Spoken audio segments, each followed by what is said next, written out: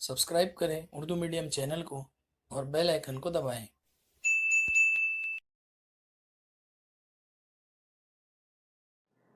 अस्सलाम वालेकुम। आज के लेक्चर में हम 8वीं जमात तारीख़ के सबक नंबर 1 तारीख़ के माखज़ इसके सवालात और जवाबात की किताब में निशानदेही करेंगे और जवाबात को समझेंगे। तो आइए मश्क की तरफ चलते हैं। सबसे पहला सवाल है, सही मुतबादिल का इंतखाब करके बयानात को दोबारा लिखिए। पहला, तारीख़ के माखज़ों में से डैश माखज़ जदीद टेक्नोलॉजी पर मुबनी है। माखज़ मतलब ज़राए, सोर्सेज। तो तारीख़ के जितने भी ज़राए या सोर्सेज हैं, इनमें से ऐसा कौन सा सोर्स है जो जदीद टेक्नोलॉजी, लेटेस्ट टेक्नोलॉजी पर डिपेंड करता है, उस पर मुबनी है? तो इसका जवाब है समई व बसरी, यानी जिसको आप सुन सकते हैं या देख सकते हैं, इंग्लिश में कहते हैं ऑडियो विजुअल। दूसरा है, पुणे के डैश में महात्मा गांधी मेमोरियल म्यूजियम में गांधी जी की तारीख से मुतालिक मालूमात हासिल होती है। तो इसका जवाब है आगा खान पैलेस। तीसरा, 20वीं सदी में जदीद टेक्नोलॉजी की गैर मामूली ईजाद डैश है। तो इसका जवाब है फिल्म।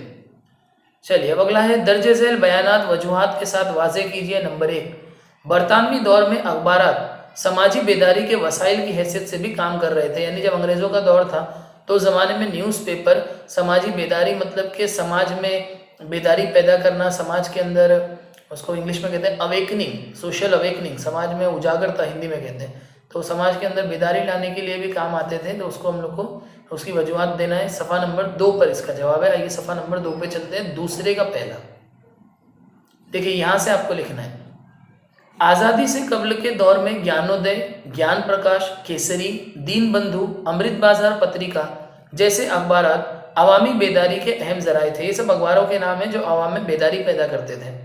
इन अखबारात के जरिए हम बरतानवी हुकूमत की भारत से मुतालिक पॉलिसियों और उनके भारत पर होने वाले असरात का मुताला कर सकते हैं। इन अखबारों से हमें पता चलता है कि अंग्रेज हम पे किस तरह से राज करते थे और उसका भारत पे क्या असर होता था। बरतानवी दौर में अखबारात सिर्फ सियासी नहीं बल्कि समाजी बेदारी के वसीले के तौर पर भी काम कर रहे थे। मतलब सिर्फ पॉलिटिक्स में नहीं बल्कि समाज में, सोसाइटी में भी बेदारी ला रहे थे अखबारात।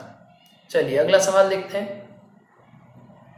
दूसरा सवाल है, फोटो को जदीद भारत की तारीख का मुताला करने के लिए निहायत काबिल एतबार माखज़ तस्लीम किया गया है। यानी अगर आपको जदीद भारत के बारे में जानना है तो फोटोग्राफी या तस्वीर से आप पता कर सकते हैं। अच्छा बच्चों, ये जवाब समझाने से पहले देखिए यहाँ पे नोट लिखिए में जो पहली नोट है फोटो, इसका जवाब और इस सवाल का जवाब दोनों सेम है। ये थोड़ा सा बड़ा है तो मैं इसको समझाता हूँ, इसके अंदर ये जो है वो ऑटोमेटिकली आ जाएगा। मैं आपको बताऊंगा आपको कहाँ से निशानदेही करना है। सफ़ा नंबर 3 पे देखिए, ये जो फोटो का पैराग्राफ आप देख रहे हैं, यहां से लेकर पूरा यहां तक, ये तीसरे का पहला है जिसमें एक लाइन हमें नहीं लिखना है। ये वाली इंसान के फोटो से पता चलता है कि वो कैसा दिखाई देता है और इसका पहनावा कैसा था, ये लाइन नहीं लिखना है। तो ये पूरा पैराग्राफ तीसरे का पहला हो गया। और जो दूसरे का दूसरा है वो यहाँ से है, फोटो के जरिए फर्द से लेकर यहाँ तक एक लिखेंगे और फिर उसके बाद यहाँ से लेकर यहाँ तक। इस तरह से ये आपका जो है वो जवाब मुकम्मल होगा। आइए मैं आपको जवाब समझाता हूँ। तीसरे का पहला समझा रहा हूँ। फोटो जदीद भारत की तारीख का बसरी माखज़ है। बसरी मतलब जिसको आप देख सकते हैं, विजुअल सोर्स है, इंग्लिश में कहेंगे। फोटोग्राफी के फ़न की ईजाद के बाद मुख्तलिफ अफराद, वाक़यात, नेज़ अशिया और इमारतों के फ़ोटो उतारे जाने लगे। यानी जब से फोटोग्राफी निकली है तो बहुत सारी चीज़ों की, इंसानों की, किसी बात की, किसी चीज़ की, किसी बिल्डिंग की तस्वीर लेने का काम जो है वो शुरू हो गया है, लिया जाने लगा। फिर देखिए यहाँ से आपका दूसरे का दूसरा स्टार्ट हो रहा है और तीसरे का पहला कंटिन्यू है।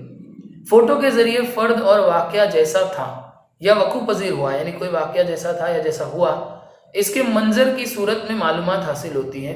यानी वैसे ही आपको फोटो में देख के पता चलता है। ऐदे वस्ता में इंसान कैसा दिखाई देता था या वाकया किस तरह रूनुमा हुआ, इनकी तस्वीरें दस्तियाब है, लेकिन इन तस्वीरों के काबिल एतबार होने पर सवाल उठाया जाता है। मतलब ऐदे वस्ता मतलब मिडिवल पीरियड, यानी कि जो वस्ता दौरे वस्ता था, मिडिवल दौर था, उस जमाने में भी तस्वीरें वगैरह हमारे पास है, लेकिन वो कितनी रियल है कितनी नहीं उसके ऊपर आज भी डाउट है। उनके मुकाबले में फोटो निहायत काबिल एतबार तस्लीम किए जाते हैं, लेकिन फोटो पे ज़्यादा यकीन किया जाता है। फिर एक लाइन छोड़ दीजिए, दोनों में ये लाइन नहीं लिखना है। फिर यहाँ से लिखिए, किसी वाक़े के फ़ोटो से वो वाक़या आंखों के सामने आ जाता है, इस तरह इमारतों या अशिया के फ़ोटो से इसकी शक्ल और सूरत भी समझ में आ जाती है। चलिए अब जाते हैं अगला सवाल। तो ये दूसरे का दूसरा हो गया, तीसरे का पहला भी हो गया। अब तीसरे का दूसरा देखते हैं, अजायब घर और तारीख। इसका जवाब है सफ़ा नंबर 1 पे। अजायब घर यानी म्यूजियम। तो म्यूजियम और तारीख, म्यूजियम एंड हिस्ट्री, ये वाला पैराग्राफ देखो, ये वाला, यहाँ पे आपको जवाब मिलेगा, यहाँ से लेके यहाँ तक। अजायब घरों में मुख्तलिफ अशिया, तस्वीर, फ़ोटो वगैरह महफूज रखे जाते हैं। ये सारी चीज़ें म्यूज़ियम में सेफ होती हैं, जिनसे तारीख का मुताला करने में मदद मिलती है, जिससे हम तारीख के बारे में पता कर सकते हैं। पूना के आगा खान पैलेस में गांधी मेमोरियल म्यूजियम में महात्मा गांधी के इस्तेमाल की कई चीज़ें और कागजात देखने को मिलते हैं। देखिए ये वाला जो तस्वीर है, ये आगा खान पैलेस पूना में, जहाँ पे गांधी जी की इस्तेमाल की हुई कई सारी चीज़ें और कागजात रखे हुए हैं। चलिए अगला सवाल है आपका तीसरे का तीसरा, समय माखज। समय मतलब जिसको आप सुन सकते हैं, ऑडियो सोर्सेस। इसका जवाब आपका है पेज नंबर 3 पर। देखिए ये वाला पैराग्राफ, रिकॉर्ड्स वाला। फोटोग्राफी के फन की तरह आवाज को रिकॉर्ड करने के हालात भी इजाद भी अहम है। जैसे फोटो निकालना इंपॉर्टेंट है, वैसे ही जो ऑडियो रिकॉर्डिंग करते हैं वो हालात भी बहुत इंपॉर्टेंट है। रिकॉर्ड्स तारीख के समय माखज है। मौजूदा अहद के लीडरों या अहम अफराद की तकरीरें गीत रिकॉर्ड की शक्ल में दस्तियाब है। मतलब कोई उनकी स्पीच हो गई या कोई सॉन्ग हो गया तो वो आज भी रिकॉर्डिंग आपको देखने को मिल सकती है। मौजूदा अहद के जो लीडर्स हैं उनका इस्तेमाल तारीख के माखज के तौर पे भी किया जाता है। यानी हिस्टोरिकल सोर्सेज भी है, वो हमको तारीख की मालूमात भी देता है। मसलन यहाँ पे देखिए दिया हुआ है, खुद रविंद्रनाथ टैगोर का गाया हुआ राष्ट्रगीत। अब जिसने राष्ट्रगीत लिखा है, सोचिए वो खुद ही गा रहा है, तो वो सुनने में और बहुत अहम एक सोर्स बन जाता है। जनगण मन या फिर सुभाष चंद्र बोस की तकरीर का इस्तेमाल जदीद भारत की तारीख का मुताला करने के लिए समय माखज के तौर पर भी कर सकते हैं। चलिए अगला आपका यहाँ पे है, दर्ज झेल तस्वुराती खाका मुकम्मल कीजिए। ये खाका मैं आपको थोड़ा जूम करके दिखाता हूँ। देखिए यहाँ पे तबई माखज यानी फिजिकल सोर्सेज लिखना है, तो उसमें हम लिख सकते हैं सिक्के, मकामात, मुजस्समे, किताबें, कपड़े, सामान, इमारतें और यादगारें। ठीक है बच्चों, तो ये आप इसमें लिख सकते हैं। तो इसी के साथ बच्चों इस सबक के तमाम सवालात और जवाबात की निशानदेही कंप्लीट हुई और मैंने जवाबात भी समझा दिए। मैं उम्मीद करता हूँ कि ये सारे जवाबात आपको अच्छे से समझ में आए हैं।